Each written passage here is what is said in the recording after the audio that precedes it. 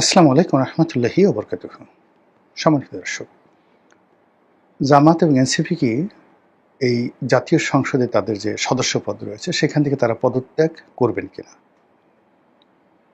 পরিস্থিতি যেভাবে এগোচ্ছে এই সম্ভাবনা উড়িয়ে দেয়া যায় না। তারা পদত্যাগ করতে পারেন। আজকের এই সময়টিতে এটি পিলে চমকানো খবর বটে। আর যদি তারা পদত্যাগ করেন, কোনো অবস্থাতে বিএনপি সরকার ক্ষমতায় থাকতে পারবে না। They have to leave. এবং এই বিষয়টা জামাত এনসিপি খুব ভালো করে জানে, খুব ভালো করে জানে। এবং এরকম একটা পরিস্থিতি যখন তৈরি হয়ে যাবে, ঠিক সেই সময়টাতে যে তাদের দেশি বিদেশি যে শক্তিগুলো, বন্ধুগুলো রয়েছে, যারা জুলাই আগস্ট বিপ্লব ঘটানোর জন্য গত ৩-৪ বছর ধরে মূলত জামাত এবং এনসিপি, ডক্টর মোহাম্মদ ইউনূস এই শক্তিটিকে যেভাবে এম্পাওয়ার্ড করেছে, তারা কিন্তু বিএনপিকে এম্পাওয়ার্ড করেনি, তারা জামাতকে এম্পাওয়ার্ড করেছে। এই শক্তিগুলো সিমেন্টেড হয়ে আবার রাজপথে চলে আসবে। এখন প্রশ্ন হলো যে জামাত এবং এনসিপি তারা কেন পদত্যাগ করতে যাবে? আমরা যারা সাধারণ চিন্তা করি বা যাদের কাছে মনে হয় যে এমপি হওয়া মানেই তো প্রতি মাসে একটা মাসোহারা পাওয়া, প্রায় $1,02,000 বেতন ভাতার সুযোগ সুবিধা পাওয়া, নির্বাচনী এলাকায় মাতব্বরি করা, আর নির্বাচনী এলাকায় মাতব্বরির বাইরে সরকারি বরাদ্দ রয়েছে, টিআর রয়েছে, কাবিখা রয়েছে, এগুলো তো আছেই। এরপরে সংসদে গিয়ে সরকারের সাথে সেই দহরম মহরম সম্পর্ক, রাষ্ট্র ক্ষমতার ভাগিদার হওয়া, এগুলো দৃশ্যমান। কিন্তু সবাই তো আর কেবল লোভী মানুষ নয়। আর সবাই যাকে বলা হয় যে একটা পদ পদবীর জন্য তাদের জীবন বিসর্জন করতে চায় না। আর যে কোনো জিনিস পাওয়ার আগে এক ধরনের কামনা থাকে, বাসনা থাকে, লোভ থাকে, লালসা থাকে। কিন্তু মানুষ যখন পেয়ে যায়, কোনো একটা বিষয় পেয়ে যায়, তখন ওটার সে অ্যাবসলিউট মালিকানা, ওটার সৌন্দর্য সে এককভাবে ভোগ করতে চায় এবং ওটার একটা লিবার্টি সে চায়। সেটা রাষ্ট্রপতি হোক, প্রধানমন্ত্রী হোক, এমপি হোক, ব্যবসা হোক, বাণিজ্য হোক, যে কোনো সম্পর্ক হোক, বিয়ে হোক, শাদী হোক, মানে এখানে আসলে অংশীদারিত্ব কোনো অবস্থাতেই মানুষ পছন্দ করে না। তো সেক্ষেত্রে ধরেন বিএনপি সরকার গঠন করেছে, সেটা একটা, জামাত বিরোধী দল দ্বিতীয় একটা। এখন এই বিরোধী দল হিসেবে তার যে ট্রেডিশনাল স্বাভাবিক যে ক্ষমতা থাকা দরকার, সেই ক্ষমতাটা সে চাইতে পারে। আর জুলাই আগস্টের মূল উদ্যোক্তা রূপে, আন্দোলনের মাস্টারমাইন্ড এবং শক্তি বা ফোর্স হিসেবে, ইনভেস্টর হিসেবে, তারপরে মাঠে ময়দানের ডাইরেক্ট সোলজার হিসেবে এনসিপি এবং জামাত এখানে কিছুটা প্রিভিলেজ তারা পেতে পারে, চাইতে পারে। বা বিএনপির সঙ্গে নির্বাচন পূর্ব সময় তাদের যে সমঝোতাগুলো হয়েছে, সেই সমঝোতাগুলো তারা মানে বাস্তবায়ন করার জন্য বিএনপিকে চাপ প্রয়োগ করবে, বিএনপির কাছে সেটা আশা করবে, এটাই স্বাভাবিক। কিন্তু বিএনপি ক্ষমতায় আসার পর গত 4 মাসে বা 5 মাসে শুধু আনাকুম জানাকুম, মানে এখানে লোক দেখানো, তারপরে সার্কাস্টিক, ম্যাজিক্যাল মানে জাদুকরি, এই বিষয়গুলো বেশি হয়েছে।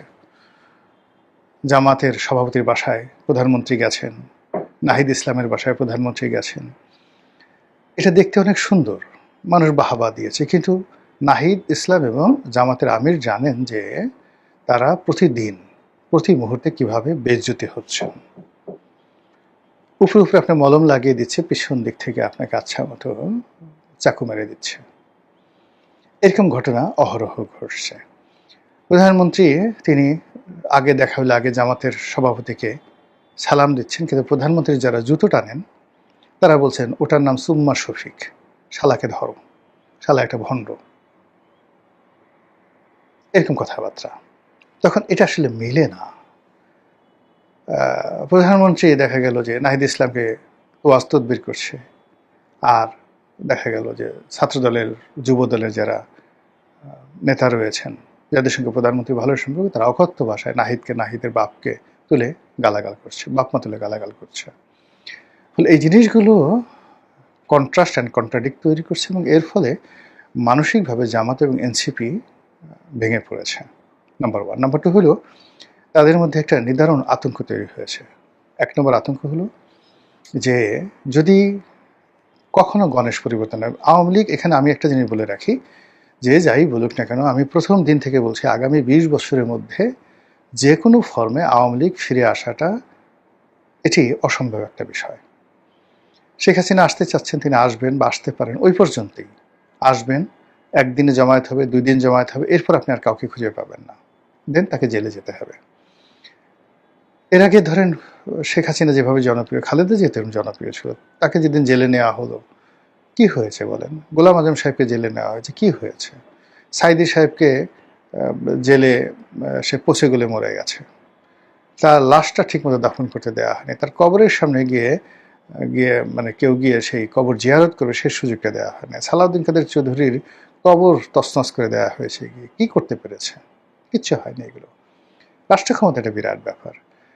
তো যেটা হবে সেটা হলো এই অন্তর্দ্বন্দ্ব অন্তর্কলহের কারণে তৃতীয় কোনো পক্ষ ক্ষমতা চলে আসবে। সেটা মিশরের শিশির মতো হতে পারে, কিংবা পাকিস্তানের পারভেজ মোশাররফ হতে পারে, কিংবা আসিম মুনিরের মতো হতে পারে, কিংবা ধরুন এখন অপ্রত্যাশিতভাবে ইমরান খান চলে যাওয়ার পরে যেভাবে সেই নওয়াজ শরীফের ভাই শেহবাজ শরীফ এলেন এবং পাকিস্তান পিপলস পার্টির সমর্থন নিয়ে ক্ষমতা দখল করলেন, এটা মানে কোনো রাজনৈতিক ডিকশনারিতে পড়ে না। এই ক্ষেত্রে বাংলাদেশে ধরেন কোনো কারণে যদি এরকমভাবে একটা সরকার চলে আসে যে কমিউনিস্ট পার্টির নেতৃবৃন্দকে সরকার গঠন করতে বলা হলো, অথবা ধরুন সেই কমিউনিস্ট পার্টির বাইরে গিয়ে দেখা গেল যে অন্য যে কোনো একজন রাজনৈতিক ব্যক্তিত্ব, ধরুন ডক্টর রেহমান সোবহান, হোসেন জিল্লুর রহমান, এখনো যে সমস্ত লোকজন আছে এরকম যারা সমাজে পিছন থেকে তৃতীয় পক্ষ চতুর্থ পক্ষ তাদেরকে শক্তি যোগালো, আর সামনে 20 থেকে 25 জন যে দেশের বরেণ্য ব্যক্তি তাদেরকে এনে একটা সরকার ফর্ম করা হলো। এই যে একটা পরিবর্তন হয়ে যাবে বা হয়ে যেতে পারে যদি এই জামাত এনসিপি পার্লামেন্ট থেকে পদত্যাগ করে, অথবা জামাত এনসিপির সঙ্গে বিএনপির সম্পর্কটা চরম আকার ধারণ করে, তখন এরকম একটা ঘটনা ঘটবে। সেখানে আওয়ামী লীগের লোক মাঠে শক্তিমত্তা দেখাবে, তারা মানে এখানে মানে গুটির চাল চালবে, যত রকম অনাসৃষ্টি তৈরি করবে, কিন্তু মূলধারা রাজনীতিতে তাদেরকে ফিরে আসতে আরো বহু বছর অপেক্ষা করতে হবে। তো যেটা বলছিলাম যে পরিস্থিতি কতটা ভয়াবহ, এবং জামাত এনসিপি অনেক যারা সাধারণ মানুষ তারা হয়তো বলতে পারেন যে না এটা হবে না, এটা অসম্ভব ব্যাপার, এই পদ পাওয়া এতকাল পরে তারা পেয়েছে, এটিকে সহজে ছাড়া যায়? কিন্তু বোঝার চেষ্টা করুন, জামাত 1986 সনে যখন এরশাদের পার্লামেন্টে তাদের সদস্য সংখ্যা ছিল সম্ভবত 10 জন, এই 10 জন এমপি তারা পেয়েছিল কত বছর পরে? বহু বছর পরে। তারা 1971 সনের যে অন্তর্বর্তীকালীন সরকার ছিল, মিলিটারি সরকার ছিল, সেই সরকারে তাদের 2 জন মন্ত্রী ছিল। তাহলে সেক্ষেত্রে 1971 সনে তারা রাষ্ট্র ক্ষমতা ছিল।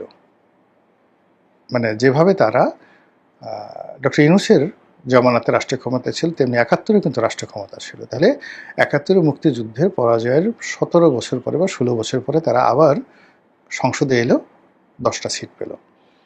কিন্তু এরশাদ সাহেব তাদের সঙ্গে কথা রাখলেন না, ফলে বিএনপি ওখানে আগেই যায় না নির্বাচনে, তখন আওয়ামী লীগ এবং জামাত সেই পার্লামেন্ট থেকে পদত্যাগ করলো।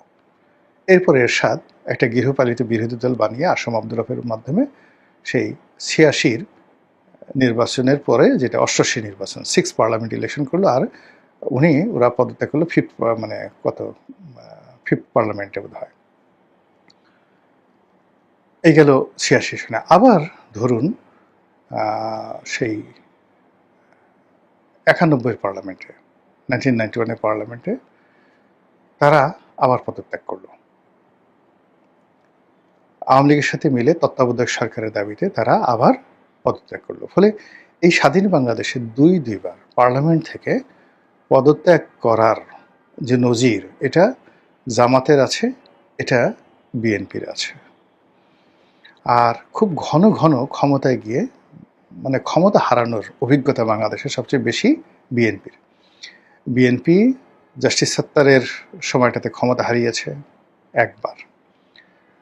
জিয়াউর রহমান সাহেবের মৃত্যুর পরে ক্ষমতা রশি নিয়ে টানাটানি এবং ক্ষমতা জিয়া পরিবারের বাইরে জাস্টিস সাত্তারের কাছে চলে গেছে, অর্থাৎ এটা প্রথম।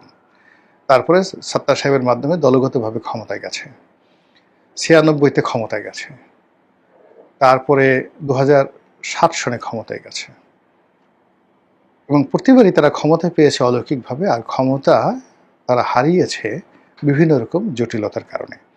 ফলে তারেক রহমান সাহেব যদি এই যে ক্ষমতা পেয়েছেন, তিনি ট্র্যাডিশনালি যেভাবে সাত্তার সাহেব ক্ষমতা পেয়েছেন, যেভাবে তার বাবা পেয়েছেন, যেভাবে 91-তে তার মা পেয়েছিলেন, যেভাবে অপ্রত্যাশিতভাবে 2001 সনে তারা ক্ষমতা পেয়েছিলেন, এইভাবেও ঠিক অপ্রত্যাশিতভাবে অনেকটা মানে ম্যাজিক্যালি এই বছর বিএনপি যে ক্ষমতা লাভ করেছে, বিশেষ করে তারেক রহমান সাহেব, তো সেটা যদি আবার সেই অতীতের মতো যেভাবে ক্ষমতায় পেয়েছে, আবার অতীতের মতো যদি সে ক্ষমতাচ্যুত হয়, এটা অস্বাভাবিক কিছু না। এর কারণ হলো ঘুরে ফিরে শনি একই জায়গাতে আসে। আপনি দেখবেন যে আপনাকে একটা মশায় কামড় দিয়েছে, ধরেন আপনার একেবারে শরীরের যেই জায়গাটাতে মশা কামড় দিয়ে গেল, আপনি তাড়িয়ে দিলেন, একটু পরে সে ঠিক ওই জায়গাতে সে বসবে। মাছি দেখবেন ঘ্যান ঘ্যান ঘ্যান ঘ্যান করছে, আপনার নাকের উপর বসছে, মাথার চান্দির উপর বসছে, গালের উপরে বসছে, আর কপালে, এই কয়েকটা জায়গাতে সাধারণত মাছি বসে। আপনি তাড়িয়ে দিলেন, ঘুরে ঘুরে এসে ঠিক সেম জায়গাতেই এই বদমাইশটা আবার বসবে। এমনি মানুষের জীবনে যে সফলতা, ঘুরে ফিরে একইভাবে এক একজনের জীবনে সফলতা আসবে। কোনো মানুষ দেখবেন সে জন্মই হয়েছে তার রাজা হিসেবে, কোনো মানুষের জন্মই হয়েছে তার নাপিত হিসেবে, মেথর হিসেবে।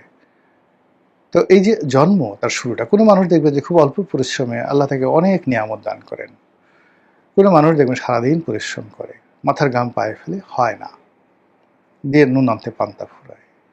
কোনো মানুষ খুব ভালো মানুষ কিন্তু সমাজ তাকে খারাপ জানে, কোনো মানুষ খুব খারাপ মানুষ কিন্তু সমাজ তাকে ভালো জানে, এটা হয়। তো সেক্ষেত্রে হয় কি, প্রত্যেকটা মানুষের একটা ঠিকুজি থাকে, প্রত্যেকটা দলের একটা ঠিকুজি থাকে, প্রত্যেকটা দেশের একটা ঠিকুজি থাকে। বাংলাদেশের ভবিষ্যৎ কী হবে, মক্কা মদিনার ভবিষ্যৎ কী হবে, এটা গত 8-10 হাজার বছরে যেভাবে হয়েছে, সবচেয়ে ভালো যেভাবে হয়েছে আমরা সেরকম ভালো হতে পারবো, আর সবচেয়ে খারাপ যে অবস্থায় গেছে আমরা সেই রকমই হতে পারি, এর বাইরে যাবো না, ওটা আমাদের একটা ঠিকুজি। তদ্রূপ বিএনপির যে ভালো দিকগুলো, মানে তার কখন ক্ষমতা আসে, কখন ভালো করে, কিভাবে ভালো করে, সেগুলো অতীতে যেভাবে করেছে এবারও একইভাবে হবে।